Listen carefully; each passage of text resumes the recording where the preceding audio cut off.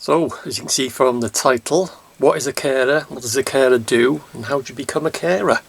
Now then, a carer basically is a person that cares for another person. I am classed as what is an unpaid carer, even though I do get carer's allowance and I also get universal credit, but you are classed as unpaid.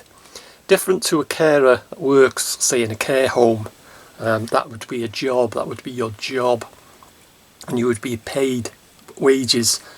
But to be a carer, an unpaid carer, but you do get carer's allowance. So basically, a carer, like I say, cares for another person. That person could be either sick and or disabled, and basically it's general health care, looking after that person, housework, cooking, cleaning, going shopping, running that person to the doctor appointments, hospital appointments, going to fetch prescriptions. Basically, you name it, a carer does it. So that's what a carer does. And how do you become a carer? Basically, you just fill in a form. There's a form, gov.uk, either online or you get a form sent to you. And there's certain criteria that you have to meet to claim carer's allowance and universal credit. And like I say, the bare minimum is you've got to look after that person for 35 hours a week. That's the minimum. The person you look after has to have, must be receiving a disability benefit, which is quite a few disability benefits, but they must be receiving at least one, and like I say, 35 plus hours a week.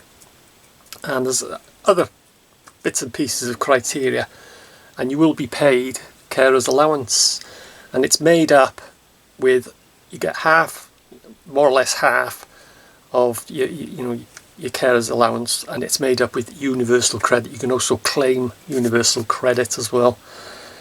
And with claiming universal credit, whereas someone which is just on universal credit, they will more than likely have a work coach, and they will have to be searching for work, filling in appointments, going to appointments, filling in forms, I should say, going to appointments, phoning people for the set. I think that is 35 hours a week, and you have to prove it to your work coach that you've been searching for work, otherwise they sanction you.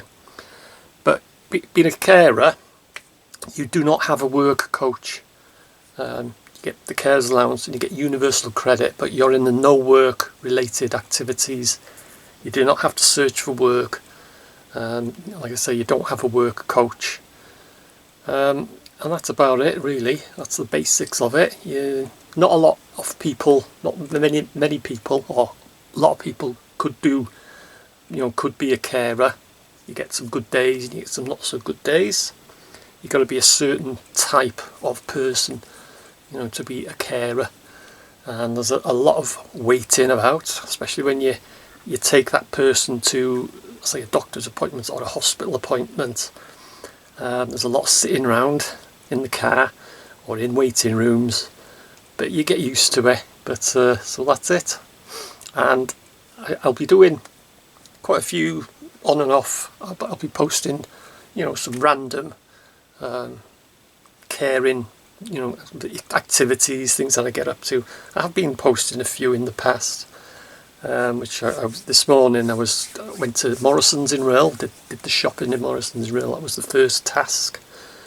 And like I say, I'll just be posting, the odd video here and there of your day-to-day activities of being a carer.